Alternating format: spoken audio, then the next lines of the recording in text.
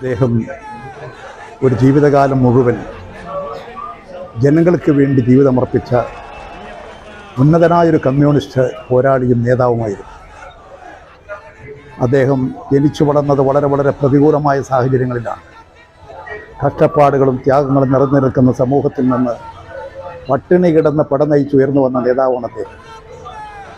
കർഷക തൊഴിലാളികളെ സംഘടിപ്പിച്ചും പാവപ്പെട്ട പിന്നോക്ക ജാതിക്കാരെ സംഘടിപ്പിച്ചും അതുപോലെ പട്ടികജാതി പട്ടികവർഗ ജനവിഭാഗങ്ങളെല്ലാം അവകാശബോധമുള്ളവരാക്കി മാറ്റിയും അദ്ദേഹം പ്രവർത്തിച്ചു.